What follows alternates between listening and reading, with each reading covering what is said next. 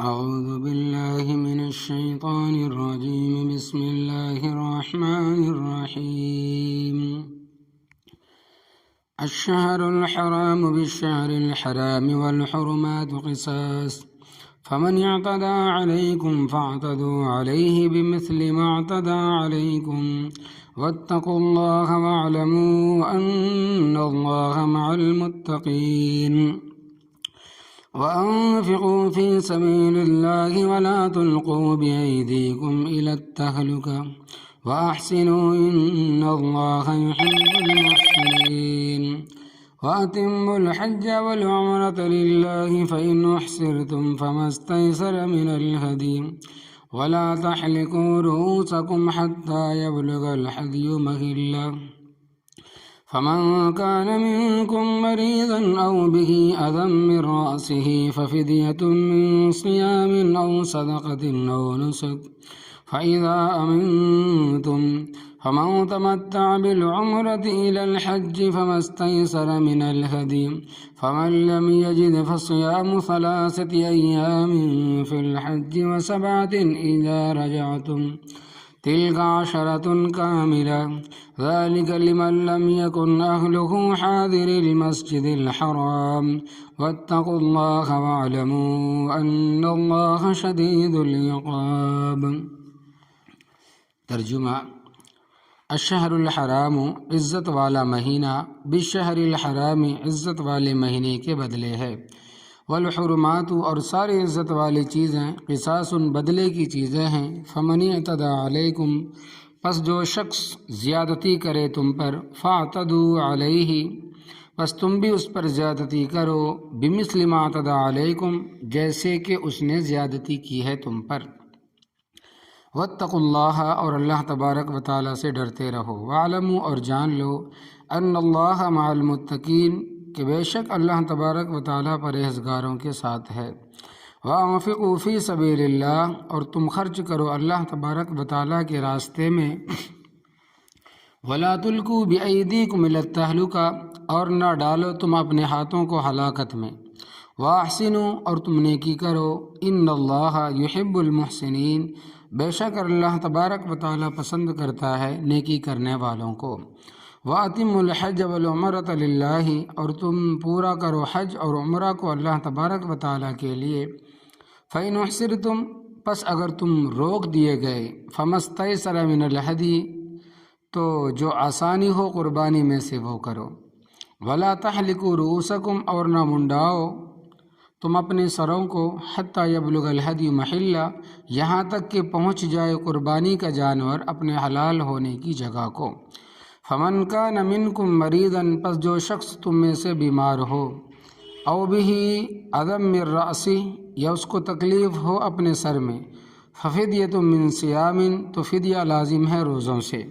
او صدقۃ یہ صدقہ ہے، او نسک یا قربانی ہے، فاذا امنتم پس جب تم امن پالو، فمن تمتع بالعمرۃ الی الحج تو جس نے فائدہ اٹھایا عمرہ کر کے حج کے ساتھ، فما استیسر من الہدی تو جو آسان ہو قربانی میں سے وہ کرے، فمن لم یجد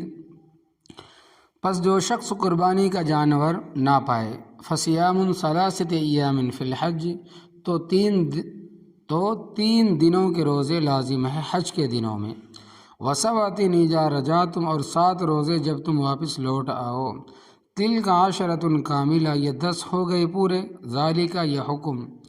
لمن لم یکن اہلہ اس کے لیے ہے کہ نہ رہتے ہوں اس کے گھر والے، حاضر المسجد الحرامی مسجد حرام کے قریب، واتقوا اللہ اور تم ڈرتے رہو اللہ تبارک و تعالیٰ سے، واعلموا اور جان لو، ان اللہ شدید العقاب بے شک اللہ تبارک و تعالیٰ سخت سزا دینے والا ہے۔ ربط آیات اس سے پہلے جہاد کا حکم تھا، وقاتلوا فی سبیل اللہ کہ اللہ تبارک و تعالیٰ کے راستے میں جہاد کرو، اب ان آیات میں بھی جہاد کا ذکر ہے۔ ہجرت کے 6 سال حضرت صلی اللہ علیہ وسلم تقریباً 1400 صحابہ کے ہمراہ عمرہ کے لیے تشریف لے گئے۔ مشرکین مکہ کو جب یہ معلوم ہوا تو انہوں نے آپ صلی اللہ علیہ وسلم کو مکہ میں داخل ہونے سے روک دیا۔ اس موقع پر آپ صلی اللہ علیہ وسلم حدیبیہ کے مقام پر پہنچ چکے تھے اور یہ حرمت والے مہینوں میں سے ذی قعدہ کا مہینہ تھا۔ مشرکین مکہ اس کے دعوے دار تھے کہ ہم حرم مکہ اور حرمت والے مہینوں کا احترام کرنے والے ہیں، اور ان حرمت والے مہینوں ذی القعدہ، ذی الحجہ، محرم اور رجب میں لڑائی کو جائز نہیں سمجھتے تھے، مگر اس دعوے کے باوجود انہوں نے حضرت صلی اللہ علیہ وسلم کو حرمت والے مہینے میں مکے میں داخل ہونے سے روک دیا اور اس کے لیے لڑنے مرنے پر تیار ہو گئے۔ حضرت صلی اللہ علیہ وسلم نے صورتحال کا جائزہ لے کر مشرکین مکہ کے ساتھ معاہدہ کیا، اس کو صلح حدیبیہ کہا جاتا ہے۔ اس معاہدے کی شرائط میں سے ایک شرط یہ تھی کہ آپ صلی اللہ علیہ وسلم عمرہ کیے بغیر واپس چلے جائیں اور آئندہ سال آپ صلی اللہ علیہ وسلم آ کر عمرہ کر لیں، مگر 3 دن سے زیادہ ٹھہرنے کی اجازت نہ ہوگی۔ معاہدہ مکمل ہونے کے بعد حضرت صلی اللہ علیہ وسلم نے صحابہ رضی اللہ عنہم کو واپسی کا حکم دیا اور اسی حدیبیہ کے مقام پر احرام کھولے اور ساتھ لائے گئے ہدی کے جانور کو ذبح کرنے کا حکم دیا اور واپس مدینہ منورہ تشریف لے آئے۔ پھر جب اگلے سال اسی چھوڑے جانے والے عمرے کی قضاء کے لیے مکہ مکرمہ جانے کا آپ صلی اللہ علیہ وسلم نے ارادہ فرمایا تو بعض صحابہ کے دل میں یہ خیال آیا کہ ہو سکتا ہے کہ مشرکین اپنے کیے ہوئے معاہدے کا لحاظ نہ رکھے اور ہمیں مکہ مکرمہ میں داخل ہونے سے روک دے، تو ہم کیا کریں گے؟ اللہ تبارک و تعالیٰ نے ان کو تسلی دی اور فرمایا کہ اگر مشرکین ان حرمت والے مہینوں میں تمہارے ساتھ لڑیں تو تمہیں بھی اپنی دفاع میں ان سے لڑنے کی اجازت ہے۔ حرمت کے مہینوں میں لڑائی تفسیر کبیر اور مدرک وغیرہ میں مذکور ہے کہ حرمت والے مہینوں میں لڑائی کی پہلے اجازت نہیں تھی، مگر بعد میں اس کی اجازت دے دی گئی، اس لیے اب ان مہینوں میں بھی کافروں کے ساتھ لڑائی جائز ہے۔ فرمایا کہ الشہر الحرام بالشہر الحرام، عزت والا مہینہ عزت والے مہینے کے بدلے ہے، یعنی اگر گزشتہ سال مشرکین نے عزت والے مہینے کا کچھ لحاظ نہیں رکھا اور نہ ہی انہوں نے تمہارے حرام اور حرم مکہ کا لحاظ رکھا اور تمہارے ساتھ لڑنے مرنے کے لیے تیار ہو گئے تو اس وقت اس سے درگزر کیا گیا، مگر اب ایسا نہیں ہے، بلکہ اگر وہ تمہارا راستہ روکے تو ان کا مقابلہ کرو۔ انہوں نے حرمت والے مہینے کی پرواہ نہ کی، تو جب تم ان کا مقابلہ کرو گے تو تمہیں بھی اس کارروائی پر کوئی گناہ نہیں ہوگا، اس لیے کہ گزشتہ سال کا عزت والا مہینہ اس سال کا عزت والا مہینہ عزت و احترام میں برابر ہے۔ حرمت والے مہینے کی عزت کا خیال رکھنے کے ساتھ ساتھ حضرت صحابہ کرام رضی اللہ عنہم کو یہ خیال بھی ہوا کہ احرام کی حالت ہوگی، حرم مکہ ہوگا، مشرکین کے ساتھ لڑائی کی صورت میں ان کی بے حرمتی بھی ہوگی، تو فرمایا کہ والحرمات قصاص، کہ حرمت والی تمام چیزیں بدلے کی چیزیں ہیں، اگر کافر ان کی عزت کے لحاظ نہیں رکھتے تو بدلے میں تم بھی اس کی پرواہ نہ کرو بلکہ ان کو سزا دینے کے لیے ان کا مقابلہ کرو۔ آگے فرمایا فمن اعتدی علیکم، پس حرم کے احاطے میں حرمت والے مہینے میں جب کہ تم احرام کی حالت میں ہو، اس حال میں جو شخص تم پر زیادتی کرے اور تم سے لڑائی پر تیار ہو، آمادہ ہو، فاعتدوا علیہ بمثل ما اعتدی علیکم، تو تم بھی اس پر اتنی ہی زیادتی کرو جتنی اس نے تم پر کی ہے۔ واتقوا اللہ، اور اللہ تبارک و تعالیٰ سے ڈرتے رہو کہ تم سے اس کے احکامات کی مخالفت نہ پائی جائے۔ نہ تو تم احرام کی حالت میں حرم مکہ میں اور عزت والے مہینوں میں ان مشرکین سے لڑائی میں پہل کرو اور نہ ہی ان کو حد سے زیادہ سزا دو، بلکہ اللہ تبارک و تعالیٰ سے ڈرتے رہو اور وہی کچھ کرو جو کچھ کرنے کی تمہیں اجازت ہے۔ وَاعْلَمُوا أَنَّ اللَّهَ مَعَ الْمُتَّقِينَ، اور جان لو کہ بے شک اللہ تبارک و تعالیٰ پرہیزگاروں کے ساتھ ہے، شرعی احکام کی پابندی کرنے والے ہی متقین ہوتے ہیں، اور اللہ کی رضا انہی لوگوں کو نصیب ہوتی ہے اور اسی کی مدد انہی کے شامل حال ہوتی ہے۔ جہاد میں اخراجات بھی ہوتے ہیں، بلکہ مال و دولت کے بغیر عالم اسباب میں جہاد ہو ہی نہیں سکتا، اس لیے حکم دیا گیا وَأَنفِقُوا فِي سَبِيلِ اللَّهِ وَلَا تُلْقُوا بِأَيْدِيكُمْ إِلَى التَّهْلُكَةِ، اور خرچ کرو تم اللہ تبارک و تعالیٰ کے راستے میں اور نہ ڈالو اپنے ہاتھوں کو ہلاکت میں۔ وَلَا تُلْقُوا بِأَيْدِيكُمْ إِلَى التَّهْلُكَةِ کا اصل مطلب علامہ آلوسی رحمۃ اللہ علیہ نے روح المعانی میں ذکر کیا ہے کہ ابو عمران نے کہا کہ ہم قسطنطنیہ میں رومیوں کے خلاف لڑائی میں شریک تھے۔ اس وقت مسلمانوں میں سے ایک آدمی دشمنوں کی صف میں گھس گیا اور ان پر حملہ کیا، تو اس صورتحال کو دیکھ کر کچھ لوگوں نے کہا کہ اس نے اپنے آپ کو ہلاکت میں ڈال دیا ہے۔ وہاں حضرت ابو ایوب انصاری رضی اللہ تعالیٰ عنہ بھی تھے، اور وہ اٹھے اور فرمایا کہ تم نے اس آیت کی تعبیر جو کی ہے وہ درست نہیں ہے، بلکہ یہ آیت تو ہمارے بارے میں یعنی انصار کے بارے میں نازل ہوئی، اور واقعہ یوں پیش آیا کہ ہم حضور نبی کریم صلی اللہ علیہ وسلم کے مدینہ منورہ میں تشریف لانے کے بعد ہم زیادہ تر جہاد میں رخت کرنے لگے اور کھیتی باڑی اور باغات کی جانب توجہ نہ رہی۔ پھر جب اللہ تبارک و تعالیٰ نے اسلام کو غلبہ عطا فرمایا اور اسلام کے مددگار بکثرت ہو گئے، تو ہم میں سے بعض نے ایک دوسرے کو رازدارانہ انداز میں کہا کہ ہمارے اموال ضائع ہو گئے، اور اب اللہ تبارک و تعالیٰ نے اسلام کو غلبہ عطا فرما دیا، اس کے مددگار بکثرت ہو گئے ہیں، اب جہاد ہمارے بغیر بھی ہوتا رہے گا، اس لیے ہم اپنی کھیتی باڑی باغات کی جانب پوری توجہ دے کر ان کو ضائع ہونے سے بچائیں۔ تو اللہ تبارک و تعالیٰ نے نبی کریم صلی اللہ علیہ وسلم پر یہ آیت نازل فرمائی کہ وَلَا تُلْقُوا بِأَيْدِيكُمْ إِلَى التَّهْلُكَةِ، اور نہ ڈالو تم اپنے آپ کو ہلاکت میں، یعنی جہاد اور اللہ تبارک و تعالیٰ کے راستے میں خرچ کرنا چھوڑ کر ہلاکت میں نہ پڑو۔ تفسیروں میں اس آیت کی دو تفسیریں کی گئی ہے۔ ایک تفسیر یہ ہے کہ بِأَيْدِيكُمْ بِأَنفُسِكُمْ کے معنی میں ہے، اس لحاظ سے معنی یہ ہوگا کہ جہاد کو چھوڑ کر اپنے آپ کو ہلاکت میں نہ ڈالو، اس لیے کہ جب تم لڑائی کو چھوڑو گے تو کافر تم پر غالب آ جائیں گے، اور وہ غالب آ کر تمہیں قتل کرنے سے بھی دریغ نہ کریں گے۔ اسی طرح تفسیروں میں یہ بھی کہا گیا ہے کہ اصل میں ہے کہ لا تلقوا انفسکم بایدیکم الی التہلکہ، کہ تم اپنے ہاتھوں اپنے آپ کو ہلاکت میں نہ ڈالو، یعنی جہاد کو چھوڑ کر خود اپنے ہاتھوں اپنی ہلاکت کا سامان پیدا نہ کرو۔ دوسری تفسیر یہ کی گئی ہے کہ اللہ تبارک و تعالیٰ کے راستے میں خرچ کرتے رہو، اگر نہیں کرو گے تو پھر ہلاکت میں پڑو گے، اس لیے کہ جب اللہ تبارک و تعالیٰ کے راستے میں خرچ نہیں کرو گے تو عالم اسباب میں اسلحہ کہاں سے آئے گا، اور مجاہدین کے خوراک وغیرہ کا انتظام کیسے ہوگا؟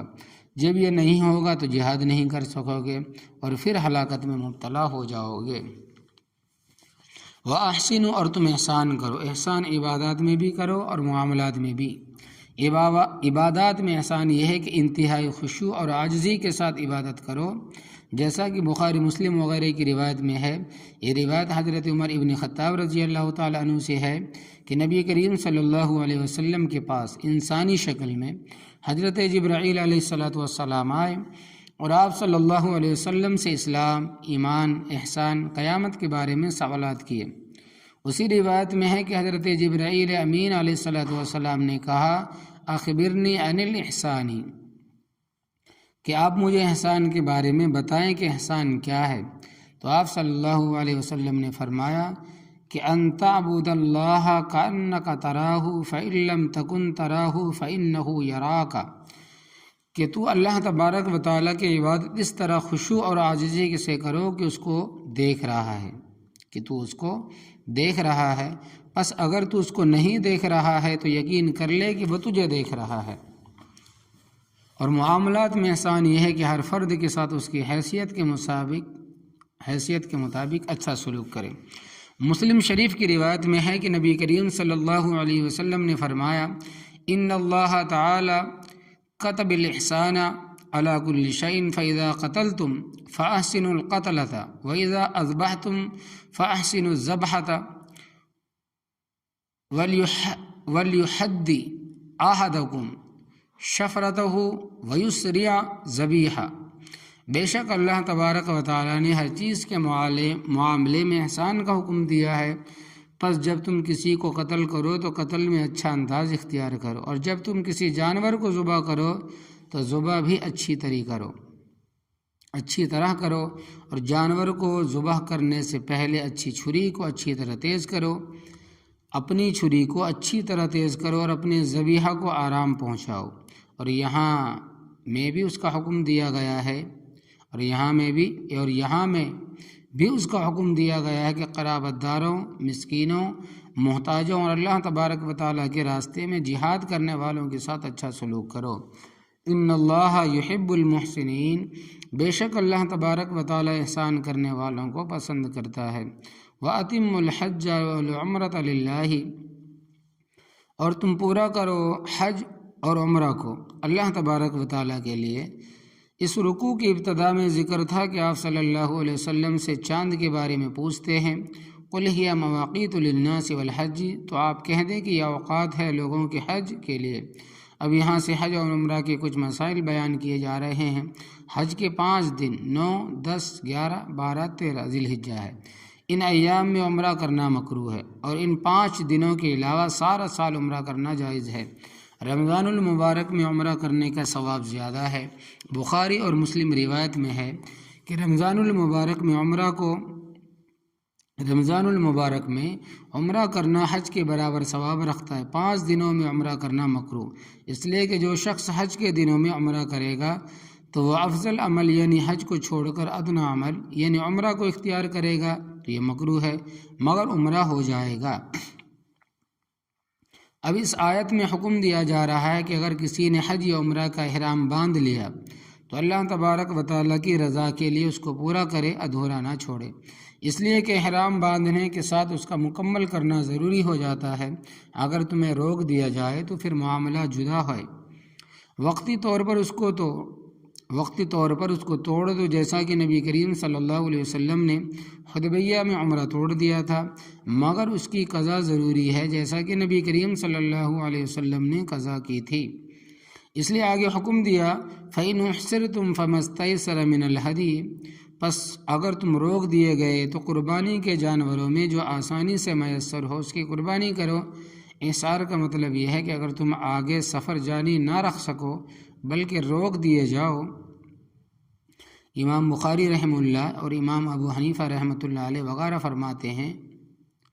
کہ احصار دشمن کے خوف سے بھی ہوتا ہے، اور بیمار، لنگڑا پن اور